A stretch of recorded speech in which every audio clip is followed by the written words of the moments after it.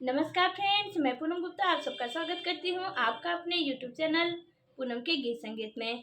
Friends, बहुत ही प्यारा लाचारी गीत है, आप इसे सुनिए और आनंद लीजिए और हमें बताइए कि ये गीत हमारा मेरी आवाज़ में आपको कैसा लगा। प्लीज़ कमेंट में ज़रूर बताएं और हमें सपोर्ट ज़रूर करें। हमारे चैनल को सब्सक्राइब करें, लाइक करें और कमेंट हमें ज़रूर करें। तो चलिए स्टार्ट करते हैं। सैया दर्द होला नरमी कलाई में, कपड़ा के धोलाई में ना। सैया दर्द होला नरमी कलाई में, कपड़ा के धोलाई में ना। सोना सासू जी के बेटा, सोना ननदों के भैया, सोना सासू जी के बेटा, सोना ननदों के भैया। तोहरा आग लगे दिल्ली के कमाई में, नरमी कलाई में ना।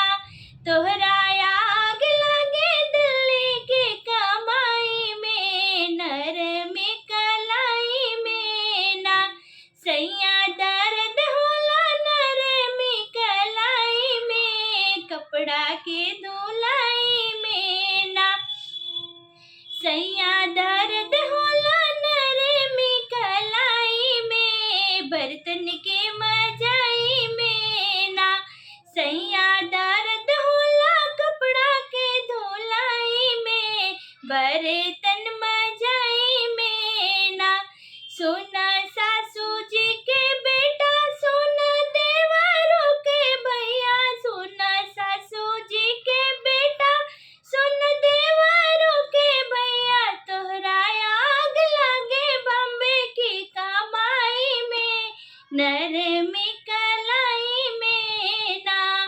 तोहरा आग लगे दिल्ली के कमाई में, नरमी कलाई में ना। सैया दर्द होला नरमी कलाई में, कपड़ा के धुलाई